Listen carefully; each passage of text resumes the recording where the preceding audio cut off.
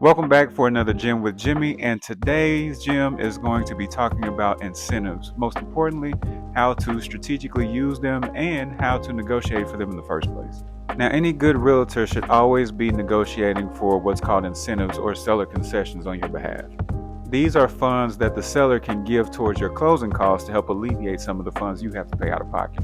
What I'm going to focus on this video is how to strategically use those incentives and even negotiate for those on the front half while still keeping your costs, both monthly payment and out of pocket, low.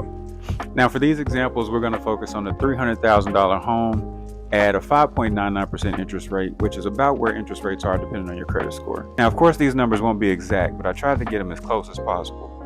This is what to expect depending on what area you move into, because that's going to determine what your real estate taxes are and also what you get your homeowner's insurance for. But I tried to keep these numbers as close as possible to what we are normally seeing in this price range. So for a $300,000 home, just flat out, 5.99% interest rate, you're looking at a monthly payment of roughly $2,320 a month, $2,320 a month. And for your total cash to close, which is both your 3.5% down payment and your closing costs combined, you're looking at roughly $23,938. Now, from that $23,000 number, whatever you pay in earnest money and whatever the seller chooses to give you in those concessions, that will come off of that amount to give you the total amount that you would have to bring to closing.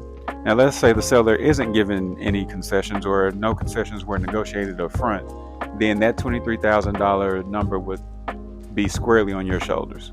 But let's take a look at a different approach if we make a slight adjustment. Let's say we're willing to offer the seller a little bit more for their house in exchange for them giving some concessions toward the loan. Let's say we're going to go up by $10,000 in order to get $10,000 from the seller. So we're going to raise that sales price to $310,000 and we're going to ask for $10,000 in concessions from the seller. In this scenario, the seller still nets their $300,000 minus their expenses, and you get to come out of pocket $10,000 lighter.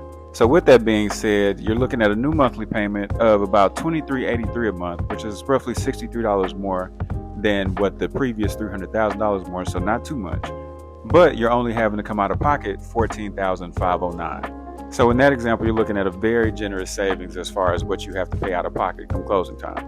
Now, let's say you're comfortable with that $20,000 number out of pocket, but you're more worried about having a lower monthly payment. Well, we can use that $10,000 that we just got from the seller in two very creative ways. One would be called a permanent buy down, which means that we would take some of that money that the seller gave us in order to what's called buying down your interest rate or buying points. In today's market, you should be able to buy that 5.99% down to at least a 5.375. That 5.375 actually brings your monthly payment down to $22.64 a month, even at that $310,000 range. Another method is what's called the 2-1 buy down program.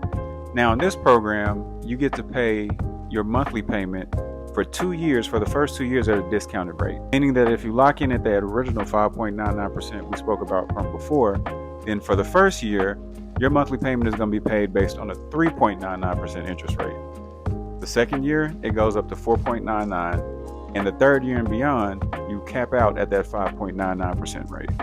Now, this method allows you to pay your monthly payment at a lower interest rate while you wait for rates to come down and eventually refinance into a permanent lower rate. So with the 2-1 buy down, still at the $310,000 range, your first year, your monthly payment will only be $2,011. The second year, it will go up to $2,192, and for the third year and beyond, or at least until we're able to refinance into a lower permanent rate, you cap out at the original $23.83 a month from before.